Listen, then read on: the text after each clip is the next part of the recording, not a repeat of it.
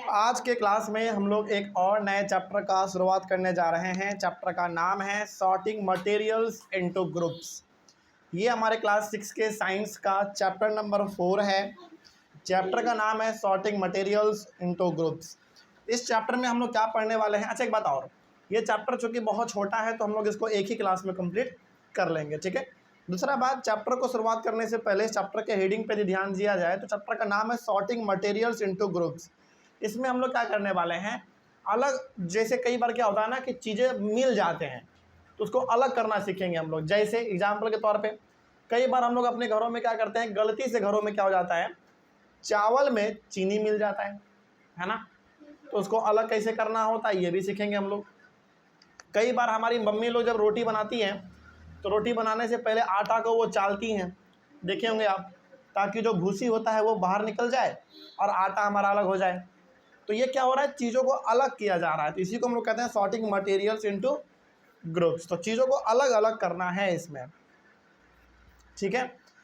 तो क्लास 6 का science chapter number 4 sorting materials into groups start होने जा रहा है। और चैप्टर का मतलब हुआ, यानी कि सॉर्टिंग मटेरियल्स इनटू ग्रुप्स का मतलब हुआ अलग अलग चीज़ें जब एक बार मिल जाते हैं तो उसको अलग कैसे करना होता है, कैसे उसको आप सेपरेट करोगे, अलग अलग कैसे बांटोगे, वही हम लोग इसमें पढ़ने वाले हैं। आइए शुरुआत करते हैं। पहला हमारा इंट्रोडक्शन है। सॉर्टिंग का मतलब होता है क्या, पहले वो देख लेते हैं फिर आगे बढ़ेंगे। The process of division of different objects in various groups on the basis of their features, this is known as sorting. Sorting का मतलब है अलग अलग चीज़ों को अलग अलग करके रखना, यही हमारा कहलाता है सॉर्टिंग। जैसे मान लीजिए, सपोज करिए आपने क्या किया है, आलू को, प्याज को, टमाटर को, आलू प्याज टमाटर, ये तीन चीज़ें आपके पास, एज्यूम करिएगा, ठीक है। आलू, टमाटर और प्याज, इन तीनों को मिक्स कर दिया गया है। क्या इन तीनों को अलग नहीं किया जा सकता है? बताइए। आराम से कर लेंगे आप। आलू को पकड़ पकड़ के अलग कर लेंगे, प्याज को अलग कर लेंगे, और जो बचा वो हमारा क्या बचा, टमाटर बचा। तो जब आप चीज़ों को अलग अलग कर देते हैं, उसको पहचान के कि ये क्या है, इसको किधर रखना है, वही चीज़ हमारा कहलाता है सॉर्टिंग। तो जैसे मान लीजिए आपके पास ना एक टोकरी है, बहुत बड़ा टोकरी है मान लीजिए, उस टोकरी में 5 केजी आलू है, 5 केजी टमाटर है और 5 केजी प्याज है। अब आपको बोला जा रहा है कि टमाटर, आलू और प्याज को अलग करो, तो क्या आप नहीं कर दोगे अलग?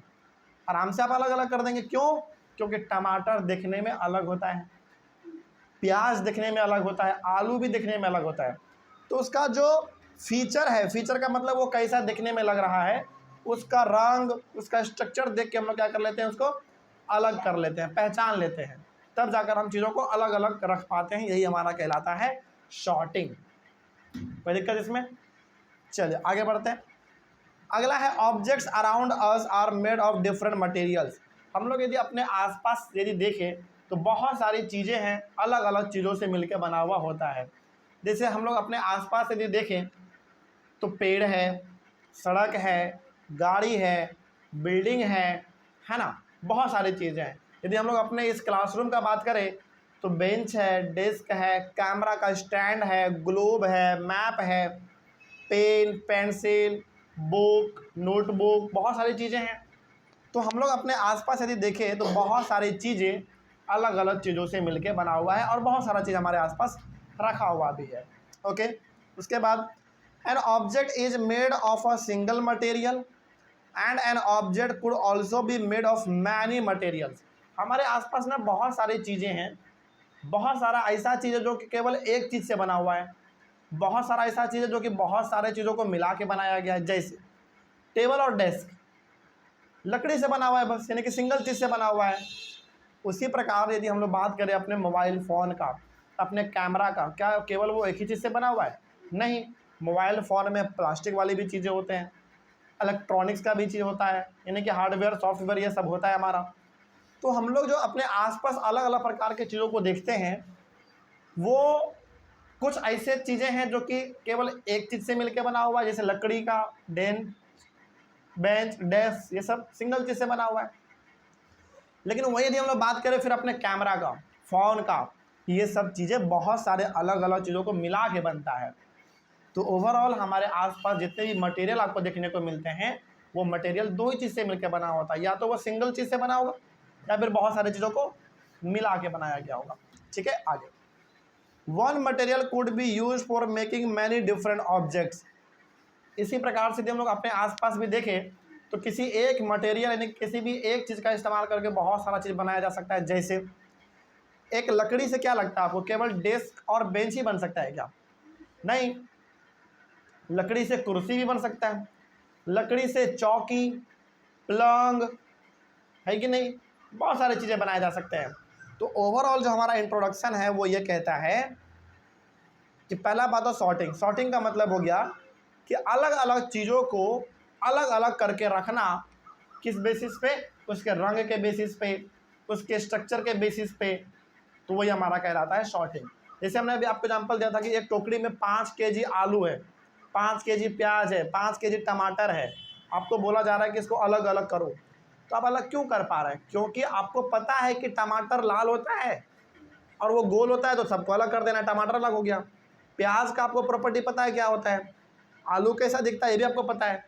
तो वो दिखता कैसा है, रंग कैसा है, उसका स्ट्रक्चर कैसा है, इसके बेसिस पे आपने उसको अलग कर दिया। यही चीज़ कहलाता है शॉर्टिंग। ठीक है, उसके बाद आपने ये देखा कि हमारे आसपास बहुत सारी चीज़ें हैं। कोई ऐसा चीज़ है जो कि केवल एक चीज़ से बना हुआ है, एग्जाम्पल डेस्क, बेंच, ये सब केवल लकड़ी से बना हुआ है।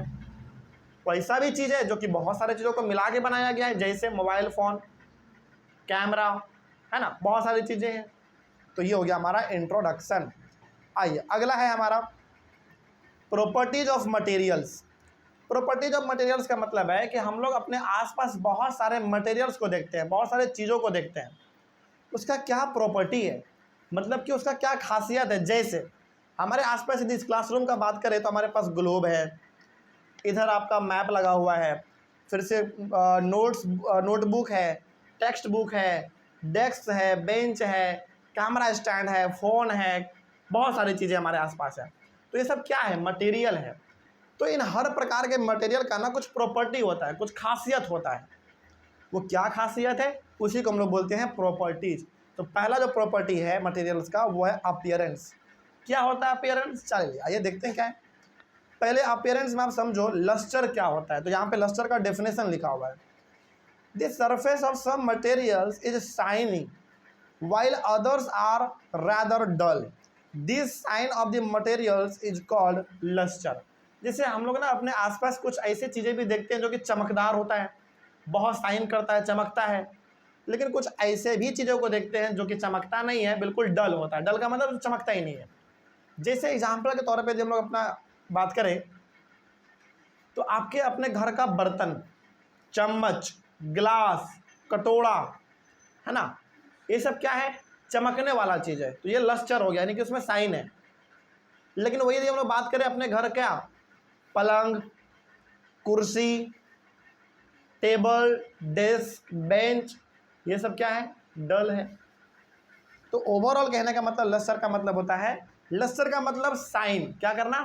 साइन। तो हमारे आसपास ऐसे बहुत सारे चीज़ें हैं जो कि साइन भी करता है और बहुत सारा चीज़ ऐसा है जो साइन नहीं करता, यानी कि वो डल होता है। तो this shine of the materials is called lustre.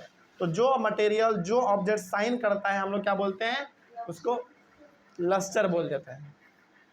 आगे, materials that have lustre are usually metals. ज़्यादातर ऐसा देखा गया है कि जो चीज़ ज़्यादा चमकदार होता है ना वो जनरली मेटल होता है। मेटल का मतलब हो गया लोहा, पीतल, ऐसे आप बोल लो, आयरन, एल्यूमिनियम, कॉपर, है ना, ये सब मेटल होता है और ये सब चमकदार होता है, यानी कि साइन करता है। इसका मतलब इसके पास क्या होता है? लस्टर होता है। ओके, तो ज़्यादातर चीज़ें जो कि चमकदार होता है वो क्या निकलता है? मेटल निकलता है। एग्जाम्पल के तौर पे पूछे बताओ मेटल का 2-4 एग्जाम्पल। तो आयरन, कॉपर, एल्यूमिनियम, ये सब बता दीजिएगा। ठीक है, आगे, iron, copper, aluminium, gold are examples of metals. तो ये सब हो गया एग्जाम्पल किसका? मेटल का। और ये सब चमकदार है, चमकता है, तो किस इसके पास क्या है? लस्टर है। ठीक है, आगे, some metals often lose their shine and appear dull because of the action of air and moisture on them. कई सारे ऐसे भी मेटल हैं जो कि शुरुआत में तो होता है बहुत चमकदार, बहुत चमकता है, लेकिन समय बीतने के साथ क्या होता है, बरसात, धूप, है ना, ये सब उस पर पड़ता रहता है तो वो बाद में फिर डल हो जाता है। जैसे एग्जाम्पल के तौर पे कई बार आप देखे होंगे गेटों में ना जंग लग जाता है, गेट में या फिर किसी भी और भी प्रकार के चीज़ों, लोहा में जंग लग जाता है, लेकिन जब वो शुरुआत में रहा होगा तो बहुत ज़्यादा चमकदार होता है शुरुआत में, लेकिन बाद में उसमें क्या हो जाता है, बताओ बताओ, जंग लग जाता है। बिल्कुल बिल्कुल सही बात है।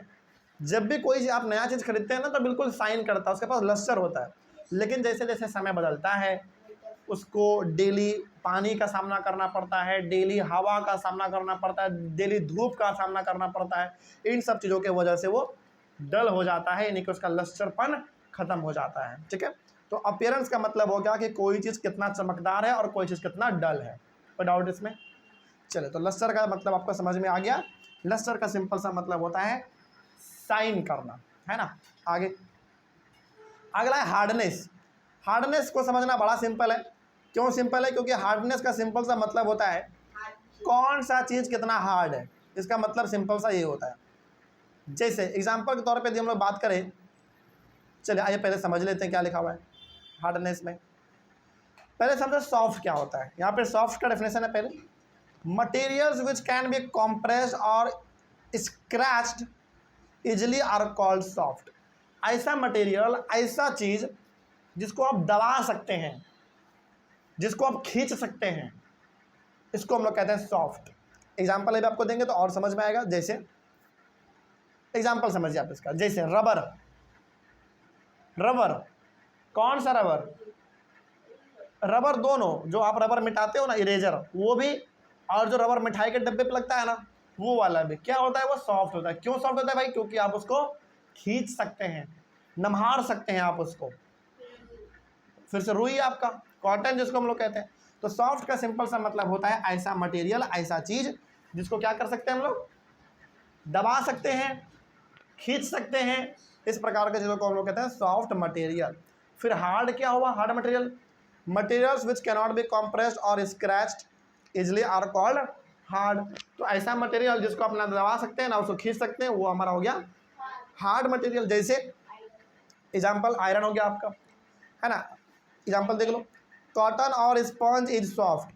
जैसे कॉटन हो गया, स्पंज हो गया, ये सब क्या होता है, सॉफ्ट होता है, बहुत मुलायम होता है, इसको आप दबा सकते हैं, खींच सकते हैं, ये सॉफ्ट होता है।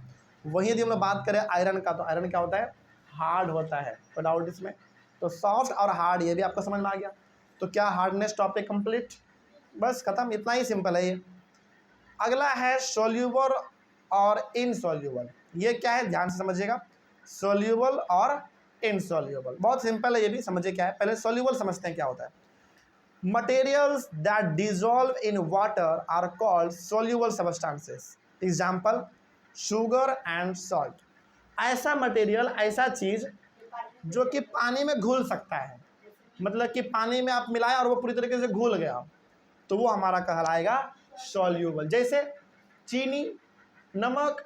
चीनी और नमक को जब हम लोग पानी में मिलाते हैं तो पूरी तरीके से घुल जाता है और गायब हो जाता है कि नहीं। तो चीनी हो गया, नमक हो गया, ये सब का सब सॉल्यूबल मटेरियल या फिर सॉल्यूबल सबस्टेंस भी आप इसको बोल सकते हैं। तो कोई पूछे कि बताओ सॉल्यूबल का मतलब क्या होता है, तो सिंपल से बताइएगा, ऐसा मटेरियल जिसको पानी में मिलाए और वो मिल जाए पूरी तरीके से, मतलब पानी में घोलो और वो पूरी तरीके से घुल जाए, उस प्रकार के चीज़ों को हम लोग कहेंगे सॉल्यूबल। एग्जाम्पल शुगर, सॉल्ट, ये सब। अगला इनसॉल्यूबल, वो देख लो क्या होता है। Materials that do not dissolve in water are called insoluble substance. Example sand, chalk, powder, ये सब पानी में आप घुलाओगे ना, कुछ देर के लिए आपको लगेगा कि हाँ पानी में घुल गया है, लेकिन जब आप इसको छोड़ दोगे कुछ देर के लिए, बिल्कुल डिस्टर्ब करना छोड़ देंगे इसको आप, तब देखेंगे कि नीचे जाके बैठ जाएगा, चॉक, पाउडर, मिट्टी नीचे जाके बैठ जाता है। तो क्या ये पानी में पूरी तरीके से घुल पाया? नहीं घुल पाया, तो इसको हम लोग बोल देंगे इनसॉल्यूबल। तो सॉल्यूबल का मतलब हो गया जो पानी में घुल जाए, और इनसॉल्यूबल का मतलब हो जो पानी में ना घुले। एग्जाम्पल सॉल्यूबल का शुगर, सॉल्ट, ये सब पानी में घुल जाता है पूरी तरीके से।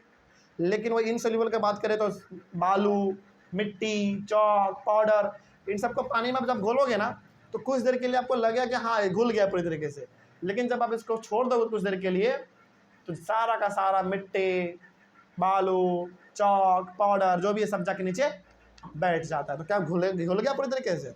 बिल्कुल भी नहीं। ठीक है, आगे बढ़ते हैं। Some gases are soluble in water whereas others are not. कुछ ऐसे भी गैस होते हैं जो पानी में घुल जाता है, मतलब कुछ गैस भी ऐसा होता है जो पानी में घुल जाता है, लेकिन बहुत सारे गैस ऐसे भी हैं जो पानी में घुलते नहीं है, नहीं घुल पाता है वो।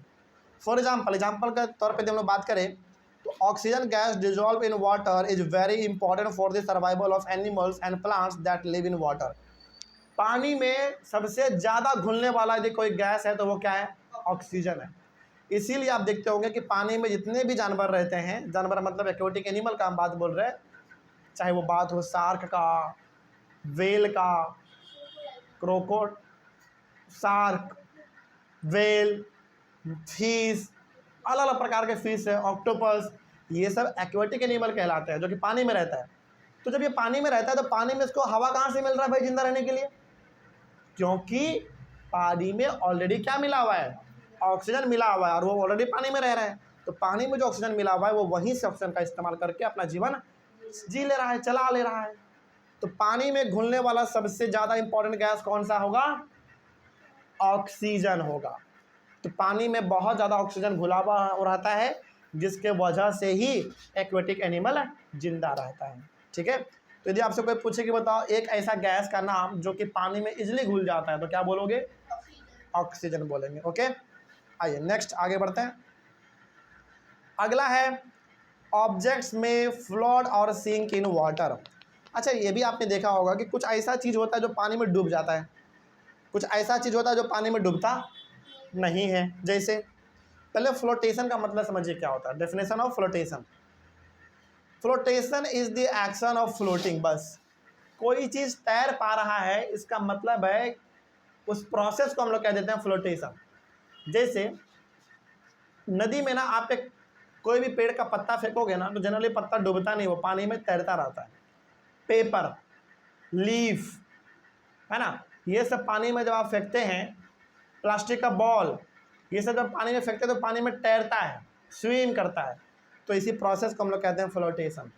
तो कोई चीज़ आप पानी में फेंको और वो डूबे ना, ऊपर तैरने लग जाए, इसी को आप क्या बोलोगे?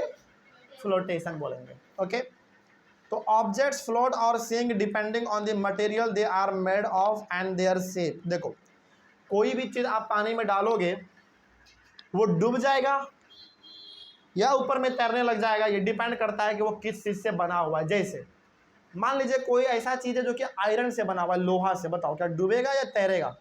और जैसी बात है डूबेगा भाई। लेकिन कोई ऐसा चीज़ है कि पेपर से बना हुआ है, तो ज़्यादातर चांस है कि वो डूबेगा नहीं, ऊपर में तैरेगा। हाँ, लेकिन ज़्यादातर है कि वो पानी में तैरता ही रहता है। तो कहने का मतलब यहाँ पे है कि कोई चीज़ पानी में तैरेगा या पानी में डूबेगा डिपेंड करता है दो बातों पे। पहला कि वो किससे बना हुआ है, और दूसरा उसका शेप कैसा है।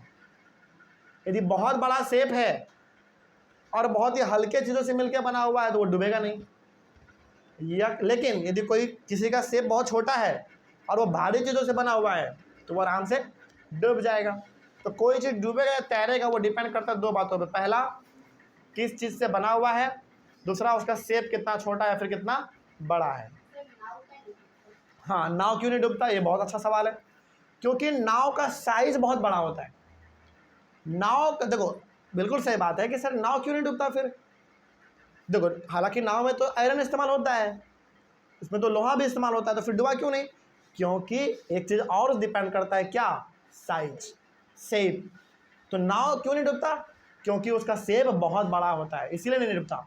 लेकिन मान लीजिए कि वही नाव है, उसके शेप को छोटा कर दो और जितना मटेरियल उसको बनाने में इस्तेमाल हुआ है वो उतना ही रहने दो, बस उसका साइज छोटा कर दो, धड़ाम से नहीं गिर जाएगा नीचे, पानी में डूब जाएगा। ठीक है, तो कोई चीज़ पानी में तैरेगा या डूबेगा डिपेंड करेगा दो बातों पे। पहला क्या कि किससे बना है, किस चीज़ से बना है। पहला बात, किस चीज़ से बना का मतलब है कि भारी चीज़ों से बना है या हल्के चीज़ों से बना हुआ है, पहला बात। दूसरा बात, उसका शेप कितना बड़ा है।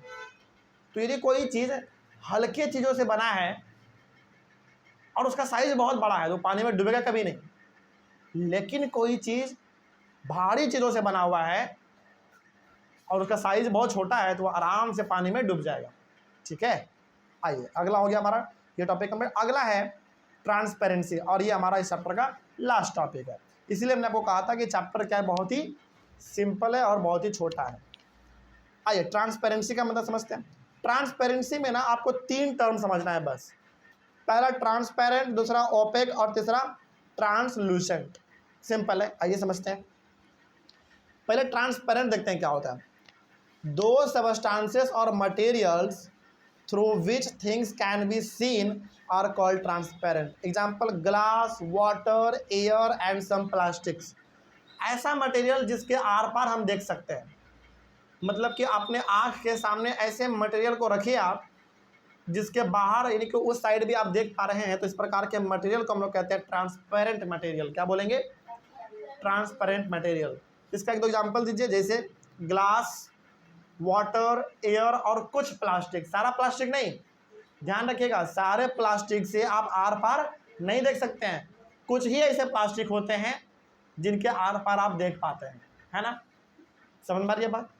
तो ट्रांसपेरेंट का मतलब हो गया जिसके आर पार आप देख पाओगे, मतलब प्लास्टिक के इधर भी देख पा रहे हैं और प्लास्टिक के उधर भी देख पा रहे हैं। इस प्रकार की चीज़ों को हम लोग कहते हैं ट्रांसपेरेंट। एग्जाम्पल बोले तो ग्लास हो गया, वाटर हो गया, एयर हो गया और कुछ प्लास्टिक हो गया, सारे प्लास्टिक नहीं। अगला है ओपेक। ओपेक क्या होता है? देखो, दो सबस्टांसेस और materials through which things can not be seen are called opaque. For example closed wooden box, a metal container etcetera. Opaque का मतलब हुआ जिसके आर पार आप देख ही नहीं सकते हैं। एग्जाम्पल बताओ, दीवार। यदि आपके सामने एक दीवार है, वॉल है, तो क्या उसके आप आर पार देख पाओगे? बिल्कुल भी नहीं। उसी प्रकार से यदि आपके आँख के सामने एक बहुत बड़ा अलमीरा रख दे, अलमीरा देख पाओगे उसके आर पार? नहीं। एक बहुत बड़ा बॉक्स रख दे लकड़ी का बना हुआ, देख पाओगे? नहीं देख पाओगे। तो ओपेक का मतलब होता है जिसके आर पार हम बिल्कुल भी नहीं देख पाएंगे, तो उसको क्या बोल देंगे? ओपेक बोल देंगे। ओके, तो ट्रांसपेरेंट का मतलब हुआ जिसके आर पार देख सकेंगे, और ओपेक का मतलब हुआ जिसके आर पार हम लोग नहीं देख पाएंगे। कोई दिक्कत? बहुत सिंपल है। अगला है लास्ट हमारा ट्रांसलूसेंट। ये क्या होता है? देखो, the material through which objects can be seen but not clearly are known as translucent. Example the oily patch on paper. जिसके आर पार आप देख पाओगे लेकिन साफ साफ नहीं देख पाओगे, धुंधला देख पाओगे। इस प्रकार की चीज़ों को हम लोग कहेंगे ट्रांसलूसेंट। एग्जाम्पल, एक पेपर है, उस पेपर में ना गलती से तेल गिर गया है, सरसों का तेल मान लीजिए, मस्टर्ड ऑयल। क्या उसके आर पार आप देख पाओगे? बिल्कुल भी नहीं, लेकिन धुंधला दिखेगा। जैसे कई बार बचपन में क्या होता था ना कि हम लोग लंच लेके जाते थे और लंच में मान लीजिए कोई सब्जी वगैरह है, उसका तेल गलती से गिर गया कॉपी पे, तो कॉपी पे क्या हो जाता था? पूरा का पूरा तेल का दाग हो जाता था। क्या उस कॉपी के नहीं, उस पेज के आर पार आप देख पा रहे थे? देख पाते थे, लेकिन क्या साफ साफ देख पाते थे? नहीं। तो ट्रांसलूसेंट का मतलब होता है जिसके आर पार आप देख तो पाओगे लेकिन धुंधला देख पाओगे, पूरा क्लियरली नहीं देख पाओगे। इस प्रकार की चीज़ों को हम लोग कहेंगे ट्रांसलूसेंट। एग्जाम्पल पूछे तो क्या बोलोगे? ऑयली पैच ऑन पेपर, यानी कि पेपर पे गलती से तेल गिर जाए तो उसके आर पार हम लोग देख पाते हैं लेकिन साफ साफ नहीं देख पाते हैं। कोई दिक्कत इसमें? चलिए, इस तरीके से हमारा ये टॉपिक और टॉपिक के साथ पूरा का पूरा चैप्टर एक ही क्लास में हमारा कंप्लीट हो गया। कंप्लीट इसलिए भी हो गया क्योंकि चैप्टर बहुत ही छोटा था और आसान भी था। कोई डाउट इस चैप्टर में? समझ में आया सब कुछ? तो ऑनलाइन वाले बच्चे, आप लोगों को किसी में डाउट रहा होगा कोई टॉपिक में तो कमेंट करिएगा। हम लोग मिलेंगे अपने अगले क्लास में फिर से एक नए चैप्टर के साथ और एक नई शुरुआत के साथ। तब तक के लिए thank you very much and have a nice day.